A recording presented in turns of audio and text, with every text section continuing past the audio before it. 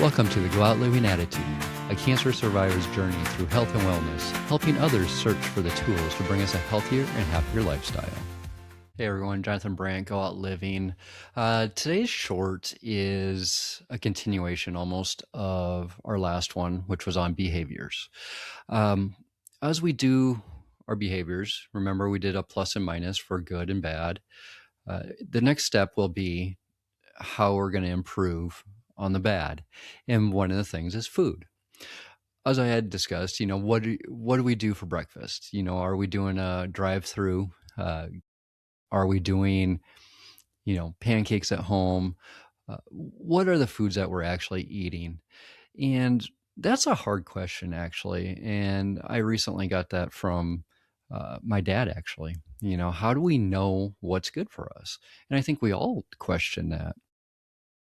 I think, yeah, we have the food pyramid and it says, yes, it's been flipped upside down.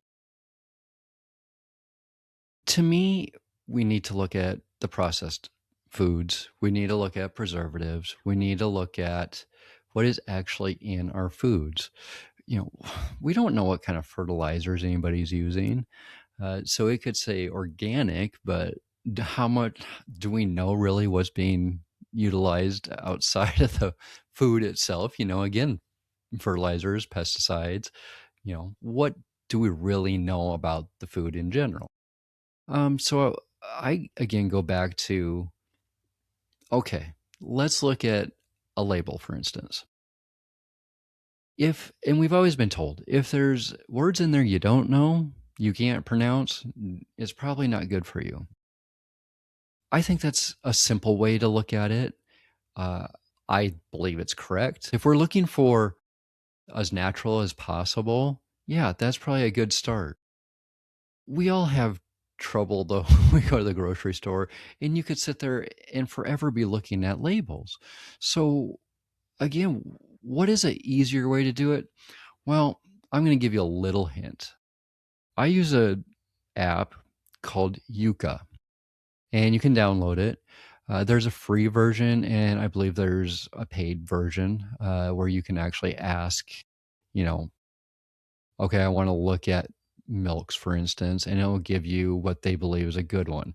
Now, from what I look at or have seen, and I'll point it out here, I'm not going to put what this product is because I don't want them coming after me, but this is a bread, and this is what Yuka will tell you. You scan it. So you use the scan code, and then it will develop this for you.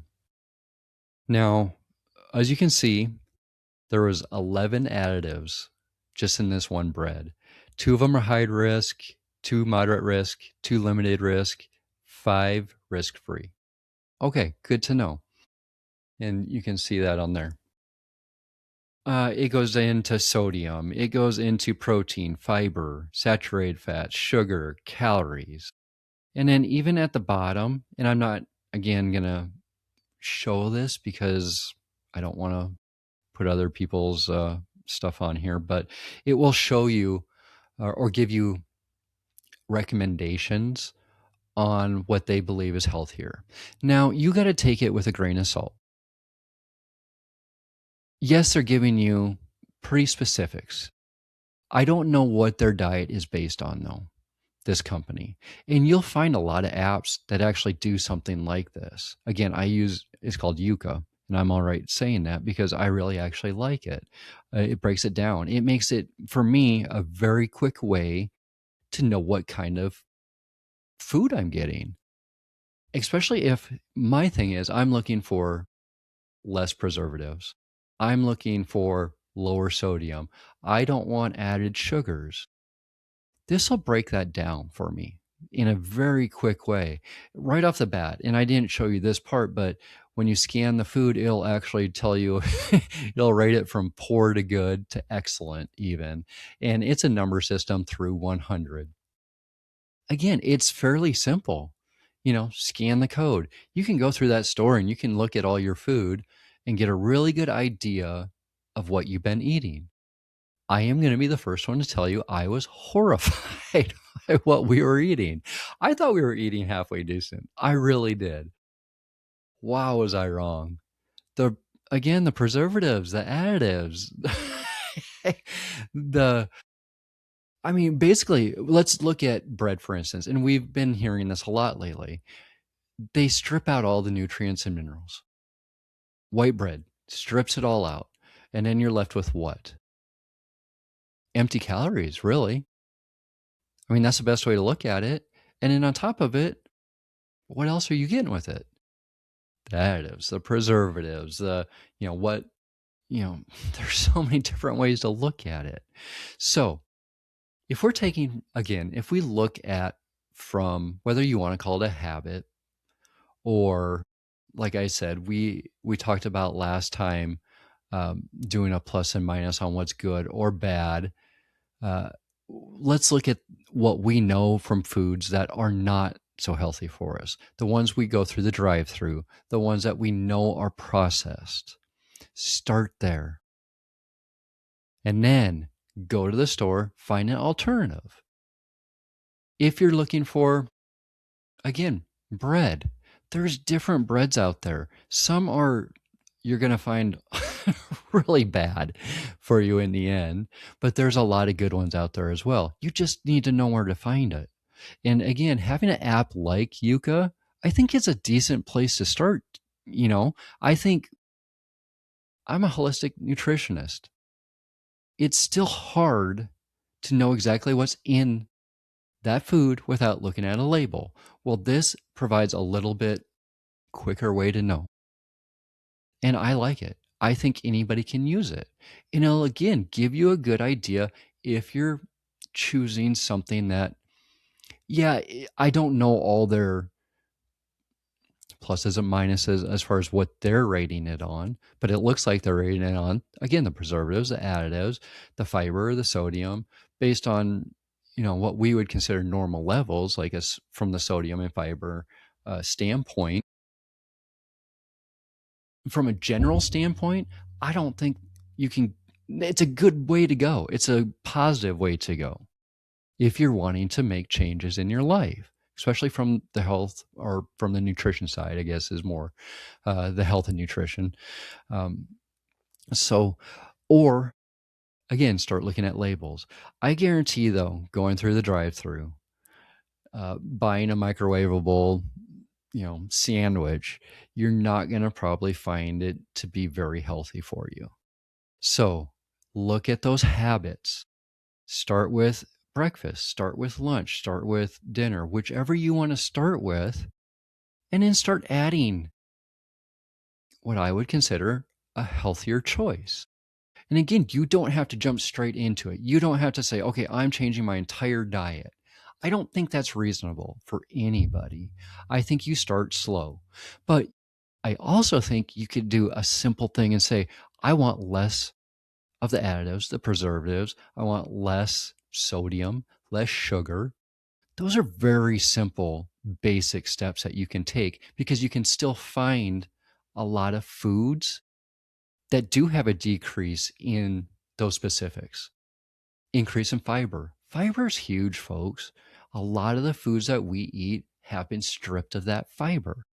We all hear grains. We all hear, again, breads are supposed to have all this fiber. Cereals are horrible. Most of them are really bad, And again, I'm not going to sit here and try and tell you what to do. I'm just telling you from a holistic nutrition side of it, from what I learned.